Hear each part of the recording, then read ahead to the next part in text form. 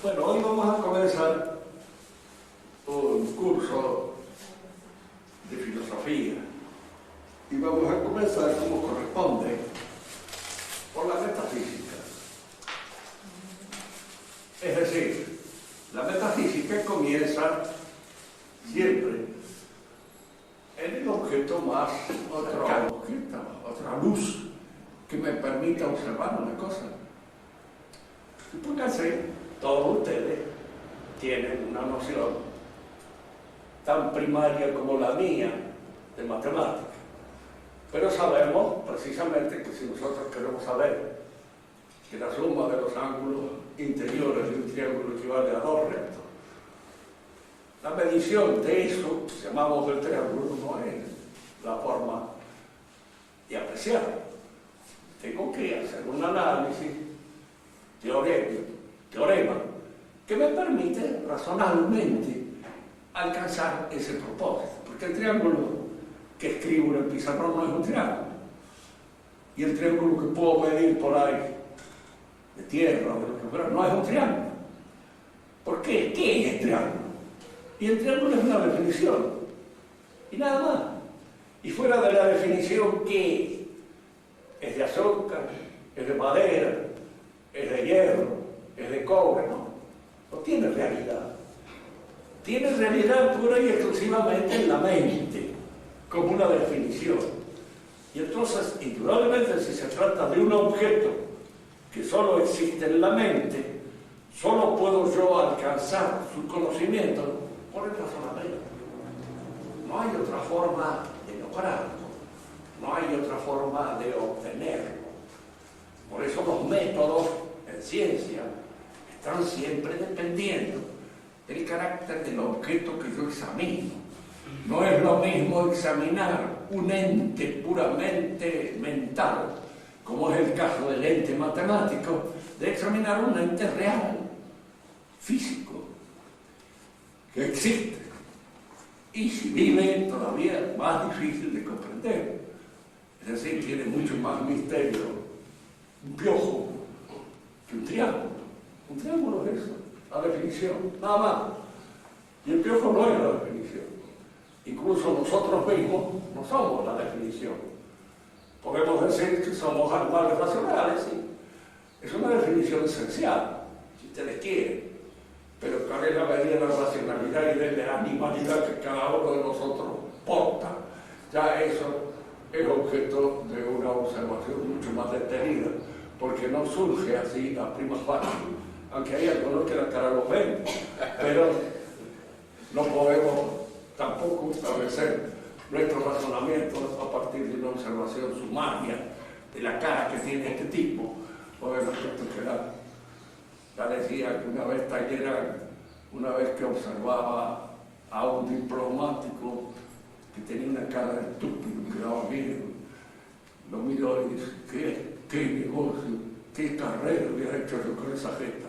Porque él tenía una cara que lo traicionaba demasiado, tenía una cara de pícaro, de bandido, de vergüenza, que cualquiera que lo veía se daba cuenta. Cambio una cara de aquel, ¿qué negocio podría haber hecho que todos hubieran confundido? Bien, decimos entonces que no es lo mismo conocer un ente de razón, como es el ente matemático, como es el ente lógico, que conocer un ente real. Listo. Para conocer el ente real necesita un método distinto. Por eso es lo que hemos sostenido en muchas oportunidades. La palabra ciencia no es unívoca, es decir, no se da de la misma manera. Es un error precisamente de la época moderna el creer que la ciencia no es nada más que la ciencia positiva, experimental. Y la otra no son ciencias. Hay ciencia siempre que hay un orden metódico y una organización sistemática del saber. Hay ciencia. Porque no es conocimiento vulgar, no es el conocimiento que se funda pura y exclusivamente en la experiencia de todos los días. Es un conocimiento que se hace siguiendo un método y organizando las conclusiones en un orden sistemático. Entonces, allí hay ciencia. Pero esas ciencias se distinguen por el objeto. El objeto es distinto, la ciencia tiene que ser distinta. Y el objeto se trata siempre del objeto formal, no del objeto material. Nosotros ahora estamos considerando el objeto material. Y ese objeto podemos ser considerado por una ciencia como la química, puede ser considerado por una ciencia como la física, y puede ser considerado por la filosofía. ¿Qué es la filosofía? La química se pregunta cuáles son los elementos que constituyen esta realidad corpórea. La física se pregunta cuáles son las características más precisas de una corporalidad física. Peso, tensión, la velocidad con que cae, etcétera, etcétera. No entro en cosas que exceden mi saber, sino simplemente señalo la distinción que hay. Una y otra cosa son observables a la luz sensible, sea de un aparato, un foco, sea de un telescopio, sea de un microscopio, o sea a ojo de buen cubero, como muchas cosas necesitan. Si nosotros queremos saber si una semilla tiene 1 o 2 cotiledones, pues indudablemente vamos a abrirlo, observar si están los 2 o hay un solo cotiledón. Indudablemente esto se resuelve a la luz de la observación. Si estamos discutiendo en torno a la forma de una hoja de una planta, lo mismo. La observación nos permitirá distinguir una cosa y otra. Ahora, el análisis filosófico no es un análisis físico ni es un análisis químico. Es un análisis mental, intelectual. Esto permite ahora una disgregación que consolida un poco de saber. La ciencia física, la ciencia química adelantan, progresan, de acuerdo con los aparatos más o menos sutiles con que nosotros podemos observar la realidad. El invento de ciertos aparatos ha permitido el adelanto en ciertos saberes que exigen una observación más artificial, más de aparato. Y al mismo tiempo, estos saberes, que a veces se expresan a través del aparato, necesitan por parte del que observa un conocimiento muy claro del aparato. Porque si no, a mí me presentan una radiografía, indudablemente no la sabré ver ni leer como la sabe ver ni leer el que está especializado en esas cosas. Él ve allá cosas que yo no veo y observa allí algo que yo no observo, porque me falta el conocimiento de aquellas cosas que el aparato aporta. Si por ahí siento los ruidos de un detector, de algo que se mueve a lo lejos, pues indudablemente siento un ruido, tic-tac, tic-tac, el que sabe apreciarlo, distingue, y por medio del ruido sabe decir qué tipo de móvil es el que se encuentra en contacto con el aparato. Ahora fíjense bien, estas cosas suponen siempre que cuanto más alejado está de nosotros el objeto de observación, es más necesario recurrir a ciertas interpretaciones que suponen ya no una observación directa, sino la creación de un ente de razón que me permita guiarme a través de las distintas observaciones que registra el aparato. Aclaremos esto mejor. Un átomo en la peluquería, por ejemplo, un átomo es una cosa chiquitita alrededor de la cual giran los electrones a una velocidad determinada, etcétera, etcétera. Es la representación que a lo mejor se hace el peluquero, con toda razón, y que de alguna manera le sirve para hablar a veces con algún cliente demasiado exigente en materia de conversación. Un átomo es una creación del espíritu.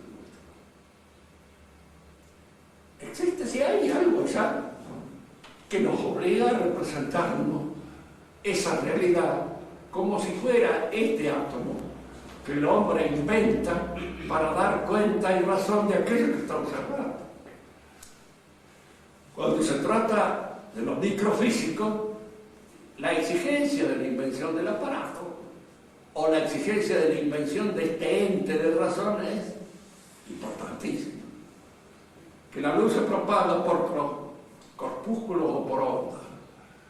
Onda y corpúsculos son dos cosas que inventa el hombre para más o menos darse cuenta de aquello que está sucediendo y que le permite interpretar el aparato con el cual lo observa. Pero nosotros que tendemos a cosificar todo, nos imaginamos que son cosas, corpúsculos, cositas, la luz está compuesta por pequeñas cositas, no. Es una forma de interpretar ese movimiento que se registra en un aparato y una forma de interpretarlo que puede ser más o menos discutible.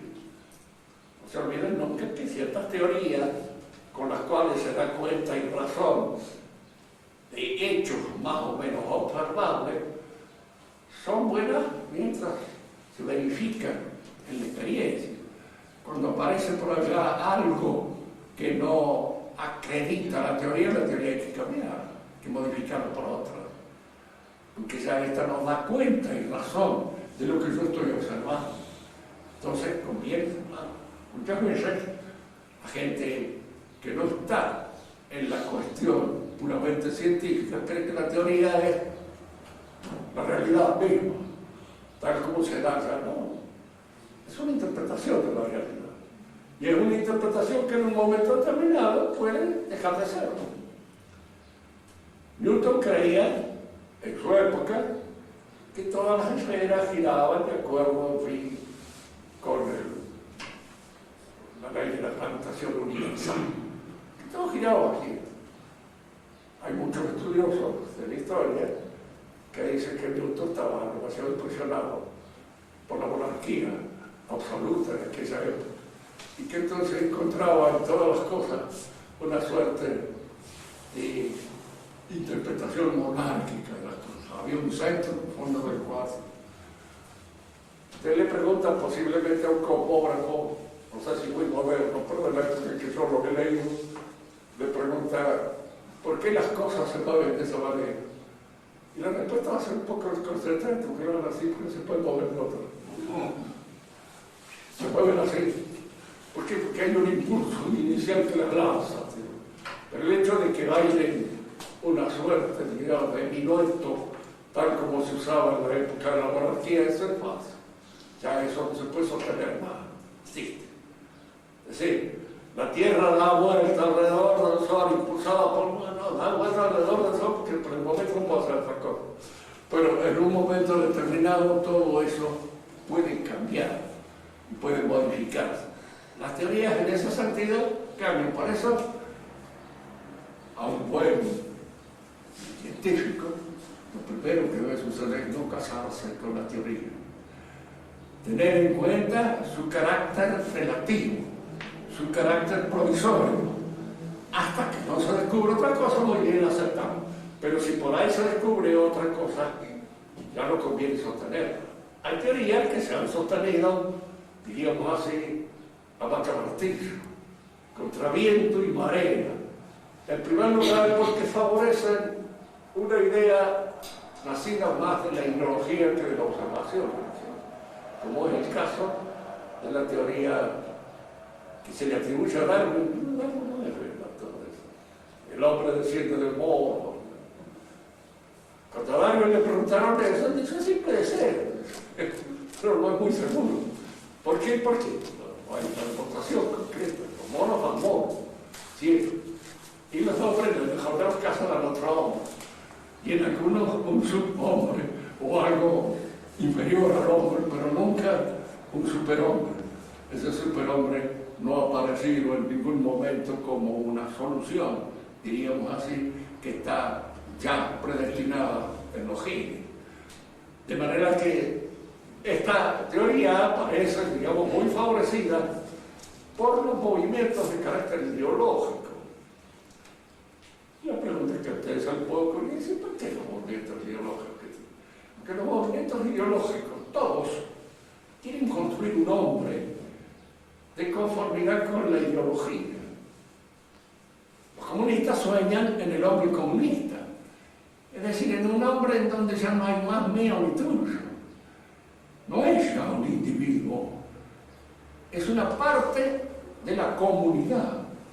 Carece, en alguna medida, de todas aquellas distinciones de carácter individual.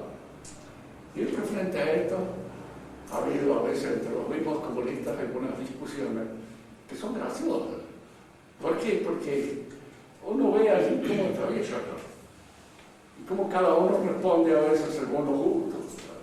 Porque cuando se hablaba del amor dentro del comunismo, ¿cómo estaría concebido? Fíjese que en la época, en el viejo régimen, el casamiento era una cuestión social, familiar. Los que casaban eran los padres, casaban a esta muchacha con esta chica.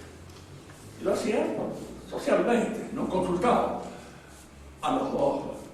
La idea de que hay que consultar a la pareja nace con el cristianismo. Parece un poco extraño, pero es así. Es decir, el amor libre es una idea cristiana enloquecida, pero es una idea que nace en el cristianismo, porque es el cristianismo en donde aparece como, diríamos así, causa eficiente del matrimonio la pareja. De ellos los que dan el sí. Bueno, había una muchacha que no quiere casarse con él y en el momento que se van a casar dice no, se suspende el matrimonio. Y se metió en escándalo familiar porque de alguna manera ha dicho que no, ella retiró su consentimiento en el momento en que se va a pronunciar el acto del casamiento. Bueno, los comunistas tendrían que ser más socialistas que los cristianos y que los viejos paganos. Y hacían del matrimonio una cuestión social, ellos hacen del matrimonio una cuestión puramente personal, individual. La elección de la pareja. Y por el tiempo en que dura el vetejón, por el tiempo en que dura, que suele ser a veces más o menos duradero, pero no siempre. Y la mayor parte de los casos se pasan en comunidad. De manera que fundar la duración del matrimonio en esa convicción de la duración del afecto es un poco extraño. Y dentro de los comunistas era Engels, que era el más romántico de todos, el que sostenía esa idea del amor romántico. Él vivía con una muchacha irlandesa durante cierto tiempo y cuando murió quedó desolado, tanto que más mismo lo entendía. Y fíjense que más también fue un buen esposo, y se casó bien con una mujer a la cual quería y con la cual tuvo un matrimonio, no diré ejemplar porque no creo que existan los matrimonios ejemplares, pero sí de alguna manera era un matrimonio discreto, decente, bien hecho, bien realizado. El verdadero matrimonio comunista, de existir ese hombre colectivo, debía ser realizado por la comunidad. A este le dan un boleto para tal muchacha y a este le dan un boleto para tal otro y se acabó y no se discute más ni se entra en cuestiones de preferencias personales porque esas son motivaciones comunistas. Y de algún modo de carácter romántico e individualista en alguien que es socialista desde la punta del pie a la punta del cabello, eso no debería ni presentarse. Nada. Estaría resuelto por la comunidad. Pues no es así. Digamos con lo nuestro, que viene siempre el caso de estas digresiones porque nos permiten comprender un poco la complejidad de todas las cosas. Decíamos nosotros que la filosofía no se pregunta por la constitución química de los entes, ni se pregunta por su constitución física. La primera pregunta que realiza, ¿qué es lo que realmente es ente? Y el objeto formal, aquello hacia lo cual apunta el filósofo, es la entidad. Fíjese, podemos encontrarlo entre una inmensa cantidad de cosas, de entes, capaces de ser considerados por la ciencia. Este se interesa en lo que hace al ente viviente, este es lo que hace al ente químico, este es lo que hace al ente físico. El filósofo se interesa en lo que hace al ente, en tanto que ente. Es decir, ¿qué es lo que lo hace ser ente? ¿Qué es aquello que realmente es en el ente? La primera respuesta inteligente que aparece en el panorama universal de la filosofía es la que dio Platón.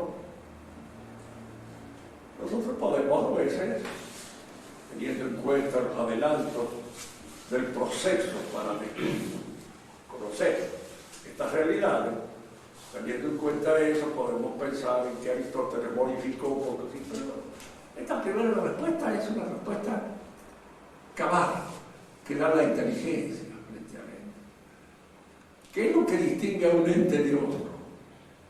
A un hombre de un caballo, de una vaca, de un piojo, de un estuche, de una pared, de lo que fuera. ¿Qué es lo que lo distingue? Y la respuesta de Platón es esta: la manera como han sido distribuidos los materiales que lo componen. Es decir, este ente está compuesto por una serie de materiales, pero esos materiales suponen una distribución especial, porque resulta que, claro, entre el mono y el hombre, la composición química es relativamente la misma. Desde un punto de vista zoológico, pura y exclusivamente zoológico, no se distinguen mucho, salvo en el hecho de que el mono tiene 4 manos y el hombre tiene nada más que 2, y tiene 2 pies. Carlos Marx, cuando explica toda la vida del hombre en función del trabajo, dice que los monos, cuando tuvieron necesidad de trabajar, fueron afinando el cerebro. Pero ¿por qué abandonaron 2 manos que les vendrían pero perfectamente bien para hacer canastas? Imagínense, tienen una canasta acá, con los pies la pueden tener, realizar el trabajo mucho mejor. ¿Por qué la dejaron? Medio imbécil en ese sentido, es decir, no siguieron muy bien el carácter que debe llevar la evolución. Y así la explicación, porque hay una explicación que da Engels en un libro que habla sobre la naturaleza, el paso del mono al hombre, que es directamente risible, es morirse de la risa, por todos los pedidos que hacen a las cosas, diríamos así, absurdas. El hombre, en primer lugar, hay una modificación del cerebro producida por el trabajo de las manos. Entonces, el trabajo de las manos influye en el cerebro. Claro que no influye nada. Es el cerebro el que influye sobre las manos, pero no al revés, no las manos sobre el cerebro. En segundo lugar, después viene también en el hombre el hecho de la alimentación cárnea, comer carne. Nosotros sabemos que hay animales que comen nada más que carne y el cerebro no se les ha desarrollado exageradamente como consecuencia de esto, pero para él sí, viene la alimentación carne, como la alimentación carne parece que produce una cierta saciedad cuando no está bien cocinado. Se inventa la cocina y de ahí empiezan a inventarse una serie de cosas que van haciendo progresar cada vez más nuestro cerebro.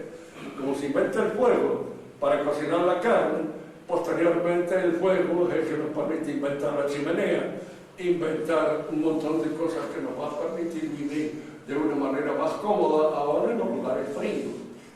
Y entonces el hombre se va desarrollando así, de esa manera, y va adquiriendo ese cerebro que lo lleva, no sabemos por qué diablos, a pensar a veces en cosas absurdas, pero en las cuales indudablemente piensa, porque de acuerdo con esa manera de entenderlo, no debería pensar nada más que en aquellas cosas que tienen una relación inmediata, utilitaria y vital con su vida. ¿Por qué esta conversación surgida aquí entre nosotros de una inquietud común? ¿Por qué es absurdo? Porque estamos hablando de gusto, estamos hablando de cuentos, porque de esto no va a salir ni una milanesa, no va a salir absolutamente nada.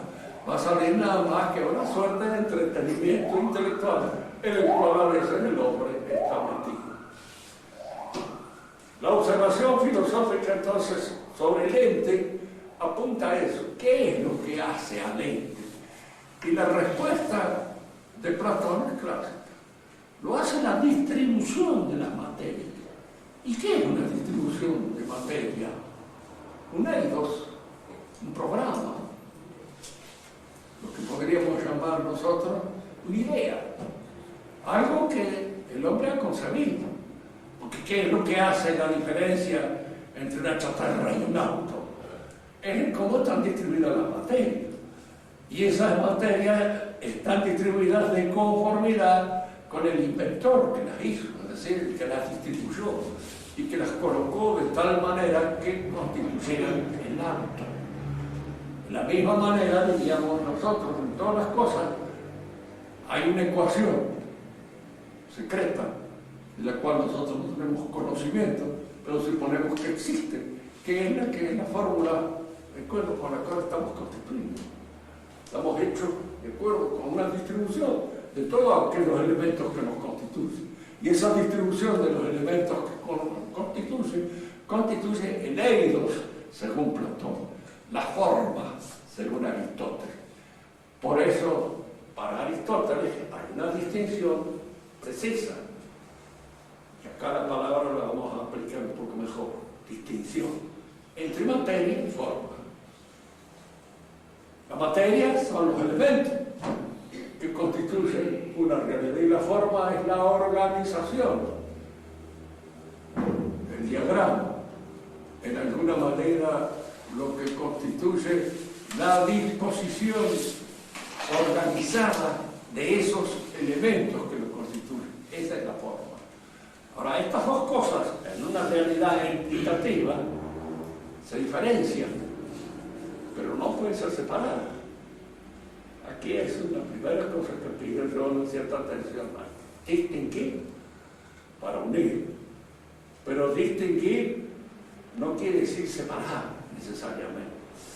Dos cosas separables, esto y esto se distinguen, indudablemente. Pero dentro de un ente hay distinciones que no suponen la separación. La materia no puede ser separada nunca de la forma, porque una y otra son coprincipios que constituyen una realidad indestructible y única. Cuando se separan, esa realidad deja de ser. En el hombre, la forma es eso que llamamos también el alma. Y acá sin ningún misterio, porque alma tienen todos los seres vivos, incluidos los vegetales y el piojo. ¿A qué siempre me refiero? Porque es una entidad que anda en el mundo, ¿no? Esto es como una preocupación constante en un momento determinado, ¿cierto? Y entonces hay que hablar de él. Y además es porque es más humilde de casi todo. Se conforma con vivir en nuestra cabeza que es una mala elección, porque es lo peor que tenemos. Es la loca de la casa. Vamos a ver. Bien. El alma es el principio vivo, aquello que hace a un ser vivo y que lo distingue a un ser vivo de uno muerto, y lo que distingue a un árbol de un palo. El alma, ya viviente.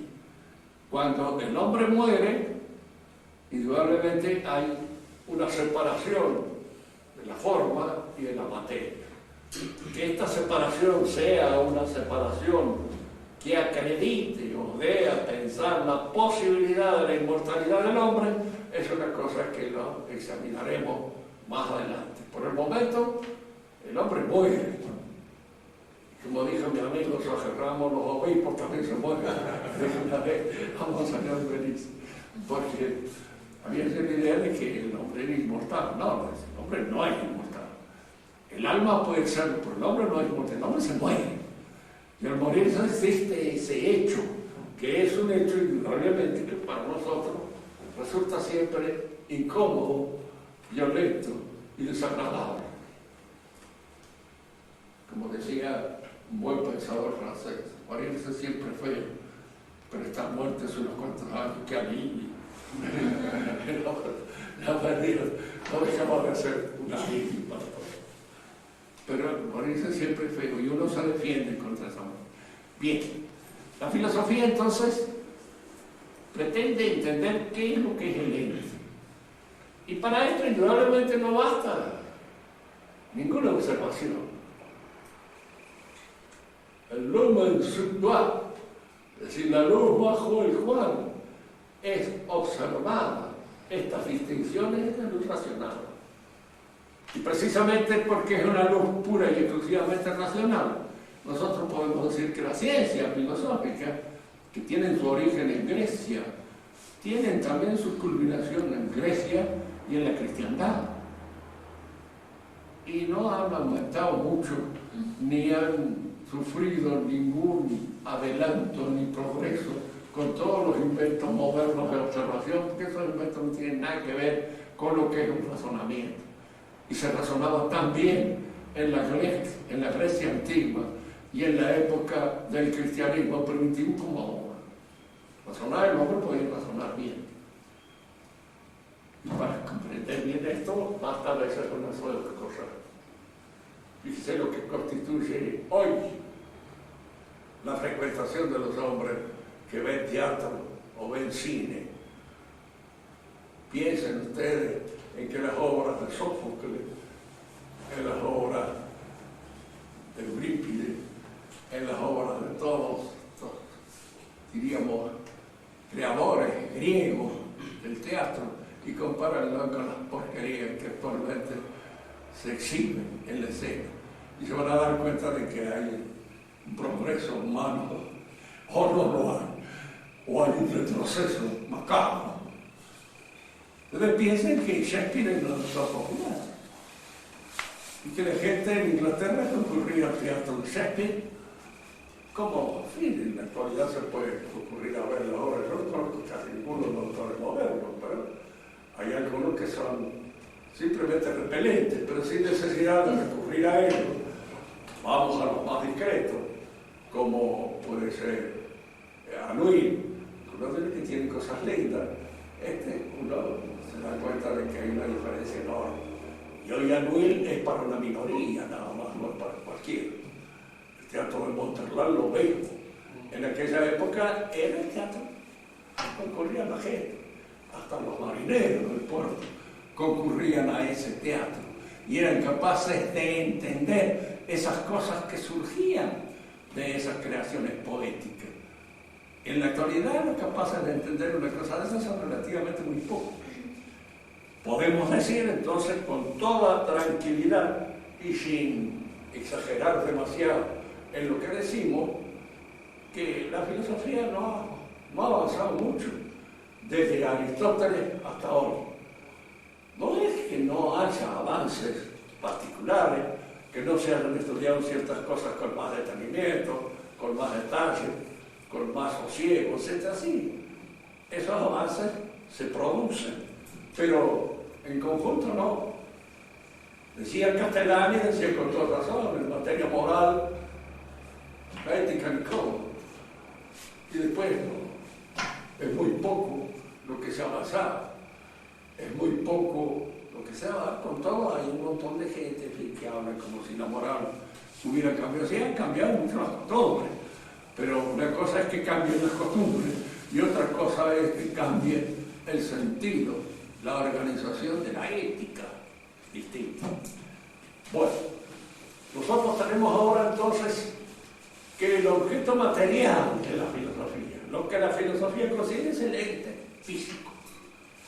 Cada una de estas cosas que nosotros consideramos lo considera a la luz de la razón, y lo que va buscando es su composición entitativa, aquello que lo hace ser efectivamente ente para siempre. Fíjense que acá esta misma palabra que nosotros estamos usando, ente, es una palabra que en castellano existe. En inglés no existe, porque la palabra supone el participio activo del verbo ser. En latín, ens, El verbo es ese, el infinitivo. En griego, ein. Ein, el verbo al infinitivo. En italiano tampoco existe ente. En francés tampoco existe ente. Y hay que recurrir a veces a ciertos artilugios terminológicos que se prestan a confusión. Porque en materia de razonamiento mental, filosófico, se habla el idioma normal, pero bien hablado, con precisión. No se inventan términos.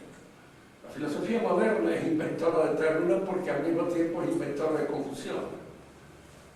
No se olviden nunca de este hecho que lo van a tener muchas veces presente en su vida. ¿Por qué el hombre ama tanto los errores y se prende con tanto gusto a los errores? Porque los errores son de él. Y la verdad no, la verdad es mostrenca. La verdad es lo que es. Recuerden ustedes, hay un pensamiento muy lindo en Lanza del Basto, en la relación con los 12 apóstoles. En cierta oportunidad, Judas los reúne a todos los otros, que los considera medio pavotes y mal instruidos. El más intelectual de todos era él, Judas. Los reúne y le dice: yo creo, dice, que Jesús es el Mesías y es el Hijo de Dios. Entonces los otros amigos, ¿sabes que nosotros también estamos convencidos que es así? Se enojó. Como ustedes, papanata, han llegado a la misma situación que yo, que soy el hombre inteligente y que soy el descubridor de esto. No ustedes, pedazos de infelices. De manera tal que lo trató tremendamente, porque a él le había encantado la idea, pensando que era una cosa inventada por él, que era un error de él, pero un error de él. Por eso adherimos nosotros a los errores, porque los errores son nuestros. Y la verdad es mostrenca. Si alguien que diga que 2 y 2 son 4, va, descubrimiento. Pero si empieza a pensar que 2 y 2 son 5 y da una serie de ideas para que nosotros creamos, es un creador. Y es de alguna manera un individuo que ha logrado algo que nosotros no hemos logrado vislumbrar todavía. La verdad nos hace común, nos comunica, nos hace igual. El lenguaje filosófico es el lenguaje común, bien hablado. Y cuando alguien habla de una manera que no se le entiende bien, es porque piensa mal. Y porque en algún modo, diríamos así, no logra precisar con exactitud lo que él pretende enseñar. Yo tengo la suerte de que se me ha reprochado muchas veces de que se me entiende lo que digo. Y eso es una falta de respeto hacia el hombre que va a escuchar a un filósofo para no entender. Y de alguna manera salir convencido de que ha escuchado algo estrafalario, completamente raro, único, que ha llegado a su oreja a través de ese audífono que es precisamente el portador de la filosofía.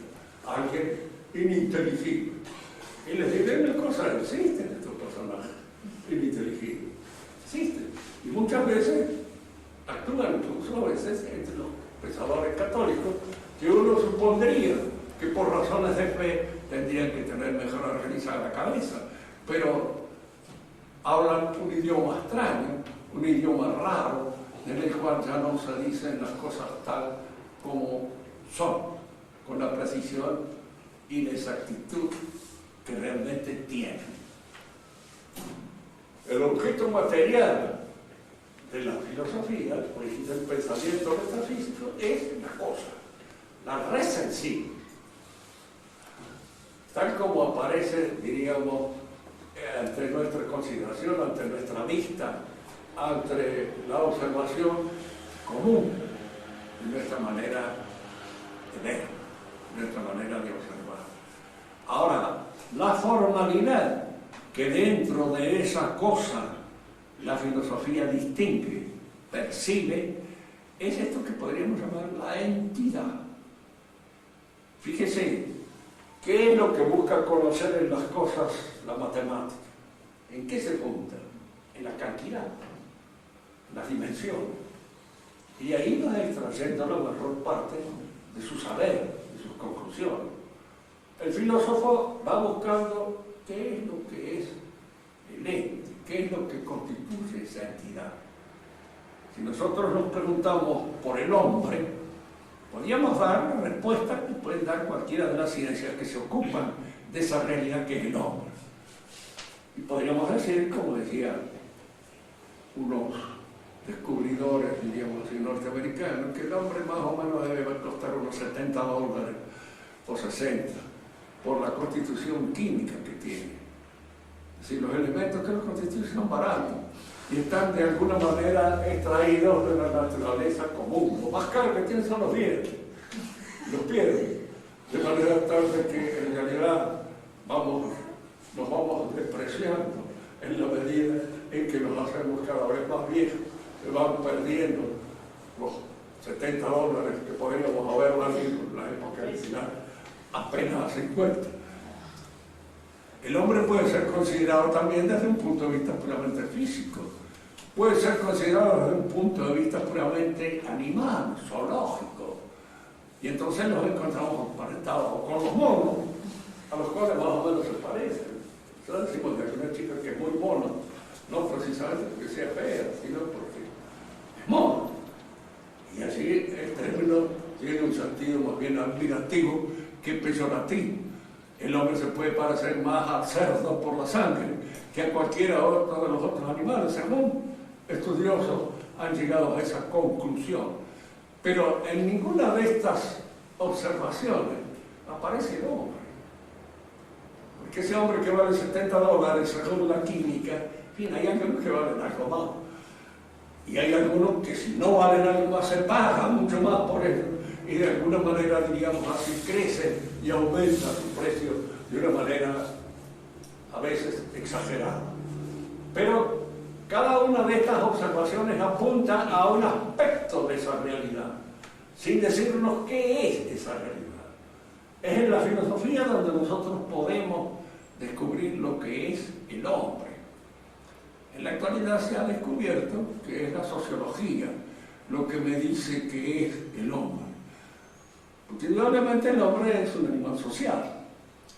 Y siendo la sociabilidad un aspecto, un accidente propio de la realidad humana, nosotros no podemos indudablemente descuidar la sociabilidad o la sociedad cuando hablamos del hombre, porque el hombre se realiza en la sociedad. Ya esto lo decían los antiguos de una manera mucho más clara, incluso que los presentes. Cuando hablaba del idioma, Aristóteles decía que el hombre es un animal dialógico. Y al decir que es un animal dialógico, es decir, quería decir que crece, se desarrolla espiritualmente en el contacto social con los otros hombres. Porque es el aprendizaje del idioma lo que, diríamos, desarrolla y en alguna manera amplía el valor de su saber y de su conocimiento. Esto nos lleva a una reflexión que siempre conviene ir haciéndola en estos casos. No todos los idiomas tienen el mismo valor. Digo esto porque hay muchos que extrañan, por ejemplo, de que los españoles hayan acabado con la vieja cultura indígena, como si hubiera sido mucho mejor que siguiéramos hablando. No, siguiéramos hablando, porque que la mayor parte de nosotros es siempre español, o de italiano, o de cualquier otra cosa, pero no de indígena. Entonces, pero hay idiomas en los cuales es poco lo que se puede decir. Esta misma conversación que nosotros tenemos ahora entre nosotros, no la podríamos tener en guaraní, ni la podríamos tener posiblemente en araucano. ¿Por qué? Porque falta lo que podríamos llamar la experiencia hereditaria y tradicional del diálogo. Nosotros estamos dialogando y en nuestro diálogo interviene Aristóteles, interviene Platón, intervienen, diríamos, todos esos genios que ha producido esta civilización a la cual pertenecemos, que es la greco-latina. A esta civilización ha sido aumentada con el aporte de todos esos esfuerzos intelectuales y que van constituyendo y formando los idiomas. Siempre les he explicado, pero siempre conviene decirlo otra vez de nuevo. La Iglesia nació en Jerusalén, pero se fundó cabalmente como tal en Roma, y lo hizo sobre el latín y no sobre el hebreo. ¿Por qué? Porque el hebreo no tenía los recursos verbales que tiene el latín para la exposición, la manifestación y la enseñanza de todos aquellos principios que constituyen el saber teológico. No lo tenían. No podrían haber alcanzado ese desarrollo y esa capacidad con un idioma que no le da para eso. Que hay que ir descubriéndolo poco a poco, haciéndolo cuando ya lo tenemos hecho. Y está hecho en toda la herencia greco-latina. Y es por eso, diríamos así, que la Iglesia prefirió el latín. La pregunta que a veces suele hacerse aquel que ha estudiado algo de griego y latín es ¿por qué prefirió el latín al griego? Que el griego es mucho más rico. Porque se presta más a discusiones el griego que el latín. Recuerden que hay un dicho, una discusión bizantina o una discusión griega. ¿Por qué? Porque en torno a una palabra empezaron a discrepar todos los filólogos que de alguna manera tenían de esa palabra un sentido distinto. En latín eso está en lo posible evitado. Es idioma de jurisconsulta. Y de alguna manera, en tanto que el jurisconsulto quiere que se le entienda claramente lo que dice, trata de evitar las ambigüedades y trata de evitar todos aquellos recursos idiomáticos que se prestan a una discusión interminable. Por eso le eligió, y para evitar precisamente todas esas discusiones en torno hacia el hijo, el padre, esto, lo que viene más allá, empleó el latín. Abandonar el latín por parte de la Iglesia es uno de los tantos zafarranchos que son ubicables decididamente a la mentalidad de los nuevos clérigos que están dirigiendo la Iglesia ahí, que son bastante pobres desde el punto de mira intelectual. Salvo que salven su inteligencia y entonces se acreciente el valor de sus manías, de sus malignidades, y lo hayan hecho a propósito. Sé que hay muchas palabras que se dispersan, se resienten de su valor semántico tradicional con el objetivo de ir creando una mentalidad apartada del orden común. Diríamos, para completar esta clase, en el transcurso de la civilización nuestra, el predominio de la burguesía ha ido creando un utilitarismo que va en contra totalmente de todo lo que constituye la espiritualidad antigua nuestra espiritualidad.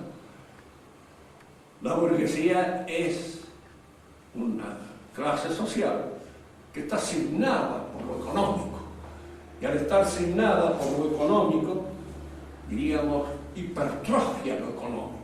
Y la hipertrofia de lo económico es lo que está introduciéndose, metiéndose en todas las demás actividades del espíritu, distorsionándola intrínsecamente, rompiéndola, destruyéndola. Para el burgués, algo es razonable cuando algo es redituable de una manera pura y exclusivamente económica. Hablarle de que la razón es la fuerza que lleva al hombre hasta Dios es hacerlo reír, porque si me habla de estas cosas que no tienen nada que ver con lo que nosotros entendemos por razonable. Y todo el idioma nuestro está sufriendo esa descalificación producida por la invasión del económico en nosotros. ¿Quieren hacer alguna pregunta? Voy a arriesgar mi vida tomando un poco de agua, pero en el principio activo hay dos cosas que tener en cuenta y que ya, diríamos, el participio activo mismo las designa. Algo que es algo señala una entidad y al mismo tiempo que es. Y aparece acá esta cosa que es el ser, que es lo que coloca a esa realidad en lo real, que le da su verdadera fuerza a la entidad. Fijémonos, todos somos algo, somos hombres, pero al mismo tiempo somos. Y este ser no nos viene como un regalo por el hecho de ser hombre. No nos hemos hecho a nosotros mismos. Incluso muchas veces pensamos que podríamos habernos hecho de otra manera si hubiéramos tenido nosotros alguna decisión en el acto de nuestra realización. Pero sufrimos el ser. Lo tenemos como algo que se nos ha impuesto. No es que a veces quisiéramos ser otros, porque creo que es muy difícil eso. En primer lugar, si tenemos un pensamiento un poco despectivo respecto a lo que nosotros somos, tenemos uno mucho más despectivo con respecto a lo que nosotros somos, de manera tal de que cambiarlo no es el deseo, no es el propósito, pero en alguna manera, diríamos así, nos damos cuenta de nuestras deficiencias, de nuestros desmayos, de nuestra falta de fuerza, de ímpetu, para hacer con más vigor lo que deberíamos ser. Ente es siempre eso. Ahora, en francés no existe la palabra. En francés después se emplea la palabra de existence. La palabra existencia o existente viene a reemplazar, en cierto modo, el ente. Pero fíjense que en el latín tradicional no quería decir eso. Lucrecio le emplea la palabra a veces diciendo vermes ex extercore existum. Los gusanos nacen del estiércol. Surgen. Entonces la palabra existir era surgir, brotar, hacer una cosa de otra. Con posterioridad esto se le dio el sentido fuerte del ente, de lo que es, porque carecían el término. El latín quería decir. Y la palabra entonces cosa no tiene igual esas dos cualidades, la cosa es algo y al mismo tiempo es. ¿Cómo? La palabra cosa, ¿por qué es inferior y no sirve para la filosofía como reemplazo de ente? La palabra cosa es inferior porque no siempre designa un ente en el sentido total y cabal del término, ¿no es cierto? Entonces una cosa, yo tengo otra cosa acá en el bolsillo y puedo tener otra cosa inferior a eso todavía en el otro bolsillo. ¿Qué cosa? Y la palabra ente supone una perfección que no todas las cosas la tienen. Una basurita es una cosa, pero usted no puede decir que tiene todas las perfecciones deseables de la entidad. Ser un ente en general, por ejemplo, en el sentido en que le da Aristóteles a las palabras, generalmente es un ente existente. Pero Aristóteles era biólogo, eso creo que biologiza un poco la entidad. Es decir, que resulta que la entidad, tal como él la concibe, solamente la tienen los seres vivos. Nosotros también, pero son por analogía, ente. Algo tienen del ente, y eso que tienen del ente les hace ser cosas. Pero por eso hay entre una y otra palabra una distinción, una formalidad distinta que permite apreciar con más rigor lo que es ente y lo que es una simple cosa.